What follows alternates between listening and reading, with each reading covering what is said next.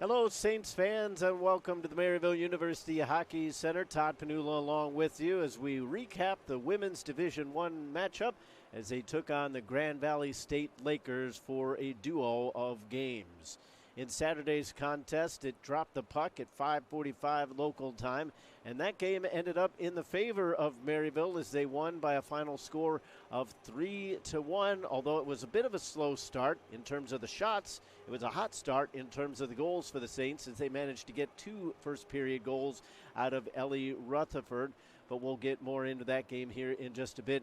As an overall look at the weekend, it was slightly disappointing because the Saints just didn't quite have the legs. They didn't have the puck luck in day number 2. That Sunday afternoon matchup against the Lakers. Grand Valley really came out, established themselves in their first period, flipped the script on the Saints as they got two first-period goals despite being outshot in that one, and they managed to skate to an ultimate 5-3 victory on that Sunday matchup. Let's take a look quickly, though, at the Saturday game. As I mentioned, it was a slow start in terms of the shots for Maryville. They were outshot 11-9, but it was Ellie Rutherford to get two quick goals in a span of only about 6 minutes and change or so. She would get their first goal at 8:02, and then she would add her second one at 14:35. So despite the fact that Maryville didn't necessarily have a whole lot of shots on goal, Ellie Rutherford was pretty much one of the offensive bright spots within this weekend for the Maryville Saints, getting two goals in the first period, getting her team off to a stellar start within that contest, and they would manage to carry that on for most of the rest of the game.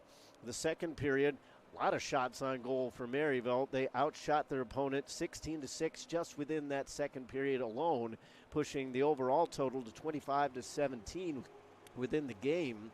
But unfortunately for Maryville, it was one of those things that just kind of went the other way in terms of Melanie Scram would get the lone goal of that period for Grand Valley to put a little bit of doubt in the back of the minds of the Maryville Saints. It made the score 2-1 after 2 periods of play, but fortunately for Maryville Saints fans, they were able to come out and really kind of slam the door shut in the third period. It was Sawyer Duncan getting the win in that contest. She managed to turn aside 21 out of 22 shots in that contest. So another big win for Duncan. Unfortunately for her, she still doesn't have a shutout on the season, but she will definitely take that victory. It was Paige Stelzer to get on the board at 6:49 of the third period to put the icing on the cake from the Saints' perspective. So picking up that win on Saturday, the hope was that Maryville would carry that into the next day, that Grand Valley would end up being a little too fatigued to really put up too much of a fight because it was going to be their third game in as many days, having lost to McHenry on Friday.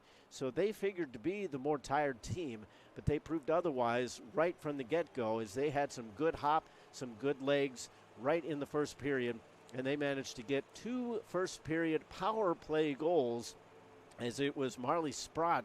She was able to get one at 3:28 and then the second one at 15:25. Both of them were kind of second opportunity goals as the Saints couldn't quite get the puck out on the first opportunity. Sprott was able to take one just outside the high slot that one home. And the other one was an opportunity to where she was able to just kind of hack and whack at a loose puck after Sophie Legault was able to make Sage Legault, I should say, was able to make the initial save, and then they were just able to bang it home in the end. It was a 1-0 lead, a 2-0 lead after one period of play, and then just about a minute into the second period, it was 3-0 in favor of Grand Valley State as they were able to add to that lead despite the fact that Maryville had some opportunities to get things rolling in the offensive going. They had a late power play in the first period, couldn't get anything going with that. It was a 5-on-3. They didn't get anything going with that. They still had 27 seconds left, and then all of a sudden you give up that third goal early in the second period, and it was pretty much Grand Valley from then on. Maryville would make a battle of it. It was Brennan to score on 4-on-4 at 7:52 to really kind of get Maryville on the board give themselves a little bit of hope. They would get the next one as well, which was just as important. It was Colleen O'Leary to score at 13:06 to really kind of give the momentum back to the Saints and give them some hope that they would be able to mount the comeback in this game. But that was kind of snuffed out. For whatever reason, the Saints seemed to kind of lose their legs in the later stages of that second period. It looked like they were kind of trying to hold on, get to the locker room with that 3-2 score. Unfortunately, Lefebvre was able to score with 47 seconds left for Grand Valley. They would get another one. The real dagger in there was a shorthanded goal that came at 6:23 of that third period. That would make it 5-2. Saints would add a late one with Rutherford getting her third of the weekend at 15:11. There was a late push for Maryville, but they just really couldn't slot enough past Sammy Schultz to get the result in this contest. So overall, a disappointing weekend for the Saints. If you had told them that they were going to split, they would not have been happy, because the first win of the season goes the way of the Lakers. They came in 0-5. They went 0-6 after that first game. Now they are 1-7. I should say they were 1-6. 0-6 after that Saturday loss. I'll get the numbers right eventually. Let's switch things up, though. Tommy Lang, we were able to talk to him to get his thoughts on the weekend. So let's hear from the coach. Coach, we'll start off with the more positive result. You get a 3-1 win on Saturday. L. Rutherford getting a couple first period goals. Got to feel pretty good about the result overall. Yeah, it's, good and bad in that direction. I think we got the result of a 3-1 win, but execution-wise, I thought we could have been a little better. But again, they battled hard, and give their goalie credit. She had a great game. I think it was 44 shots we put on her. She let in 3 goals. Give credit when it's due, but at the same time, we got to be better internally. Take the positive, though. We got the win, got back on the winning streak, and then, unfortunately, we didn't today.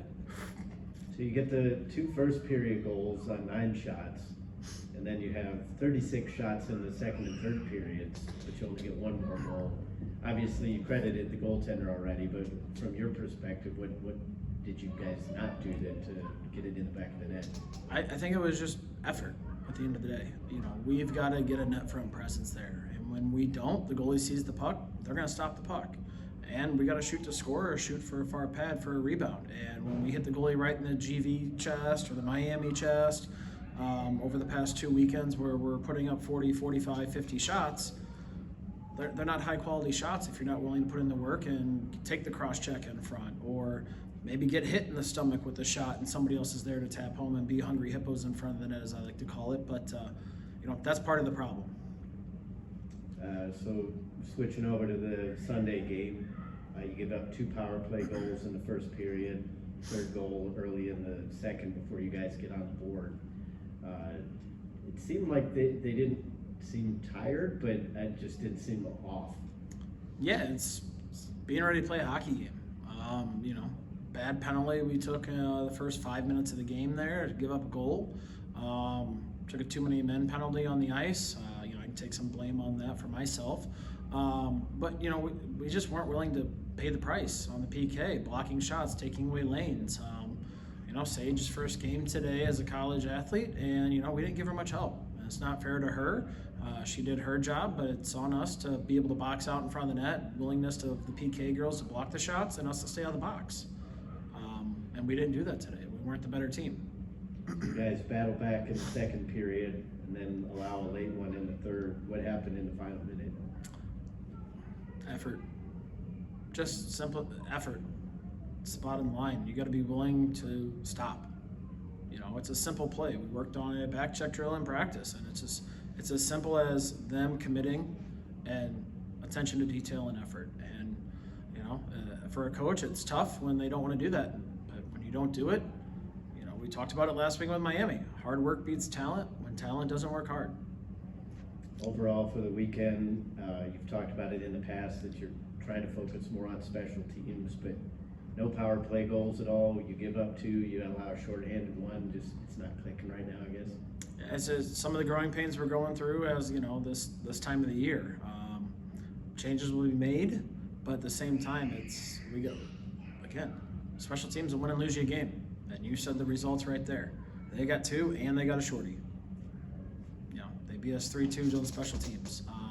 So that's where it's tough for me to swallow. But again, we got to work our way out of this, and it's hard work and effort. And that if we put that in for this upcoming trip to Midland here Thursday, Friday, we can get out of it. But it's going to take hard work and effort. And if we put that in for 60 minutes, we'll be in those games, and they'll be very good hockey games. But if we give the effort we have for the last 4 to 5 games, it won't be pretty for us, and that's as easy as it can be said. And I hope the girls rise to the occasion and rise to the challenge of playing the national runner-up from last year and go in with some momentum from practice and confidence and give them a good effort.